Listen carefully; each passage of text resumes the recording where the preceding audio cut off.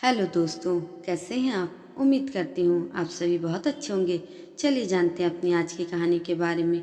बड़ी शांति से मेरा घर खड़ा था, जैसे कि कोई बहुत बड़ा तूफान गुजर चुका हो। बिल्कुल ही मौन और स्तब्ध। मैंने टैक्सी वाले को पेमेंट किया और अपना सामान लेकर बड़े से गेट से अंदर आने लगी। कोई हलचल नहीं, कोई शोरगुल भी नहीं। ऐसा लग रहा था कि घर में कोई है ही नहीं। नहीं तो पिछले साल जब मैं आई थी तब मेरे गेट में घुसने से पहले ही दोनों भैया के बच्चे बुआ बुआ करते हुए मेरे आगे पीछे दौड़ने लगे थे। अरे भाई ठहरो तो, पहले नमिता को अंदर तो आने दो, बड़े भैया ने हंसते हुए चारों बच्चों से कहा। तब चारों बच्चों ने अलग होकर मुझे बैठने दिया था।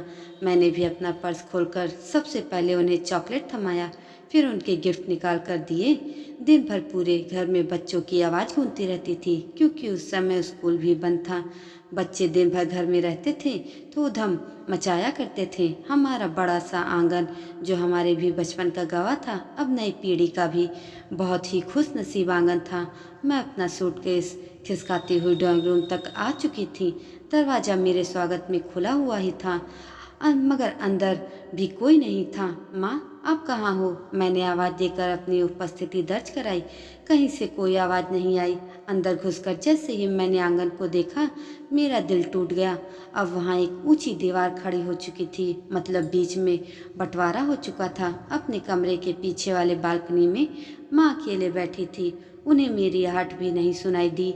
जैसे ही मैं वहाँ पहुँची, उनकी नज़र मुझ पर गई तो उन्होंने बड़ी ही उदासी भरे आवाज़ में कहा, नमिता आ गई बेटा, आओ बैठो, पानी पी लो, अभी सुधा आती होगी, अब तुम्हारे लिए चाय बनाऊंगी। मेरा दिल बुझ गया। मतलब अब माँ को मेरे लिए चाय बनाने के लिए भाभी से इजाज़त लेनी होगी। माँ भी जिम्मेदारी का बोझ तो नहीं बन गई हैं। कई बातें मेरे दिमाग में घूमने लगी।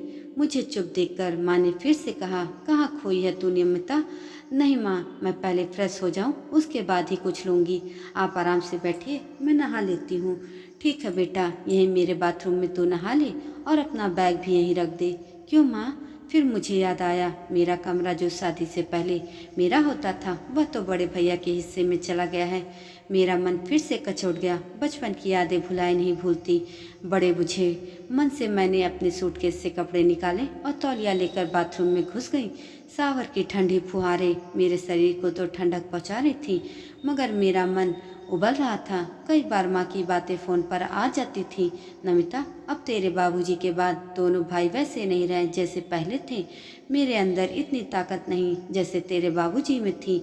मैं उन्हें समेट नहीं पाई, उनकी लड़ाई खत्म नहीं कर पाई। आखिरकार इस घर का बंटवारा हो ही गया। मैं नहीं चाहती थी कि मेरे जीते जी इस घर में के बीचों बीच दीवार पड़े, मगर माँ की सिसकती हुई आवाज़ सुनाई पड़ती तो मैं उन्हें सांत्वना देने के लिए कहती, अरे माँ, यह तो हर घर की कहानी है। और फिर जब वसीयत पापा बना कर ही गए हैं तो फिर यह लड़ाई झगड़ा क्यों? अब माँ के उदास चेहरे को देखकर ऐसा लग रहा कि पिछले साल में उन्होंने सिर्फ अपना पति नहीं खोया बल्कि बच्चे भी खो दिए हैं। काफ़ी देर तक सावर के नीचे रहने के बाद मेरा मन थोड़ा सा रिफ्रेश हो चुका था। जब मैं बाहर आई तब तक सुधा भाभी घर आ चुकी थी। चाय पीने के बाद माँ ने मुझसे कहा, नमिता तुम आराम करो, मैं पूजा कर लेती हूँ, शाम हो गई है। ठीक है माँ, मैंने फिर सुधा भाभी से कहा। भाभी चलिए, मैं आपकी किचन में मदद करा देती हूँ। बस माँ का खाना है वह भी मैं बना दूँगी, हम लोग तो मोमोज ही खाएंगे ना। माँ ने हटते ही भाभी के चेहरे के कई रंग उतार चढ़ाव आने लगे। उन्होंने बड़े ही दबे स्वर में कहा, नमिता तुम्हें तो ऐसा लग रहा होगा कि मैं बहुत बुरी हूँ। मैंने घर का बंटवारा करा दिया है, मगर ऐसा नहीं है। कोई कब तक भला चुप रह सकता था? कोई झुकता है तो सामने वाले को भी इज्जत करना चाहिए। बड़ी भाभी ने तो हद पार कर दिया। अपने मैके वालों को बुलाकर महीना महीना रोक कर रखती थी और उन सब का खाना मैं अकेले बनाती रहती थी। बताओ, ये सब कुछ ठीक लगता है क्या? उस पर बड़े भैया कभी कुछ नहीं बोलते थे। वह अपनी भड़ास निकाले जा रही थी। मुझे लगा कि मेरा चुप रहना ही ठीक होगा, इसलिए मैंने कहा, भाभी आपको जो ठीक लगे आप वही कीजिए। रात में खाने के टेबल पर कई तरह के डिशेस सजे हुए थे। मोमोज, पास्ता, नूडल, मिठाई और भी कई तरह के आइटम रखे हुए थे।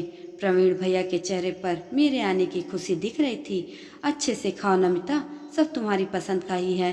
हाँ भैया, मगर आप दोनों ने मुझे यूँ अचानक यहाँ क्यों बुलाया? तुमसे काम था नमिता, नहीं तो तू उलाहना देती रहती जिंदगी भर, इसलिए बुलाना पड़ा। कैसा उलाहना? मैं आश्चर्यचकित थी। तभी बड़ी भाभी का फ़ोन मेरे फ़ोन पर आने लगा। मैंने उठाकर हेलो बोला तो बड़ी भाभी ने कहा, आ गई नमिता, कल सुबह नाश्ता हमारे साथ ही करोगी? तुम्हारे भैया ने खास इंतजाम करके रखा है। इसकी भी क्या जरूरत थी भाभी? मैं संकोच में बोली। अरे तुम बड़ी भाभी से इतना फॉर्मेलिटी क्यों कर रही हो? तुम्हारे भैया ने छोले भटूरे का ऑर्डर दे दिया है। कल सुबह सुबह तुम्हारे लिए जलेबी और छोले भटूरे आ रहे हैं। कल सुबह तुम आ जाना। ठीक है भाभी। मैंने भैया भाभी की तरफ देखा। उन्हें भाभी ने इनवाइट नहीं किया था। मुझे बहुत बुरा लगा। भैया, आपको बोला नहीं आने के लिए? अरे कोई बात नहीं, मैं वैसे भी वहाँ नहीं जाता। दूसरे दिन बड़ी भाभी के यहाँ गर्मा गर्म छोले भटूरे और गर्म जलेबी खाते हुए मुझे ऐसा लगा ही नहीं कि बड़े भैया और भाभी के प्रेम में कहीं से कोई दिखावटीपन आ गया हो। मेरे लिए दिल खुलकर उनका प्रेम छलक रहा था। भाभी ने कहा, नमिता जल्दी से नाश्ता खत्म कर लो, मैं तुम्हारे लिए मसाले वाली चाय बनाने जा रही हूँ जो तुम्हें बहुत पसंद है ना। मेरी आंखों में आंसू आ गए। विवेक भैया मेरे पास आकर बैठ गए। उन्होंने कहा, अरे क्या बात है नमिता, तुम रो क्यों रही हो? हाँ भैया, इस घर के बंटवारे ने दिल को तोड़ दिया। ना जाने क्या बात है, मुझे नहीं पता, मगर पापा जान के जाने के बाद ऐसा क्या हो गया कि घर के बीच में दीवार खड़ी हो गई। बड़े भैया लंबी सांस लेकर बोले, माँ भी यही बोलती है, तुम भी बोल रही हो, इसलिए मैंने अपने हिस्से की ज़मीन बिल्डर को दे दिया है। अब मैं यहाँ से जा रहा हूँ।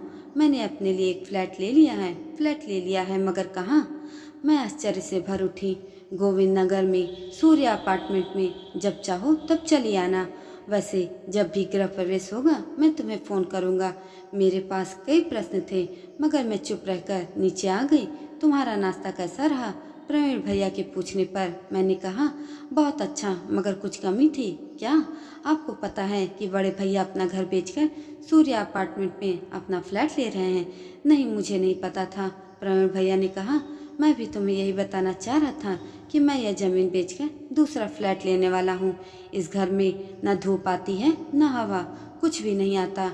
अच्छा है कि फ्लैट लेकर उसमें रहें ताकि धूप हवा सब आए। अब तुम ही देखो ना, कितना घुटन भरा आंगन हो गया है। मैं मन ही मन बोली, भैया यह घुटन आपके और बड़े भैया के दिमाग के फितूर के कारण हुई है, नहीं तो इस आंगन में ही हमारा बचपन बीता था। कितनी चिड़ियों ने यहाँ अपने घोंसले बनाए थे।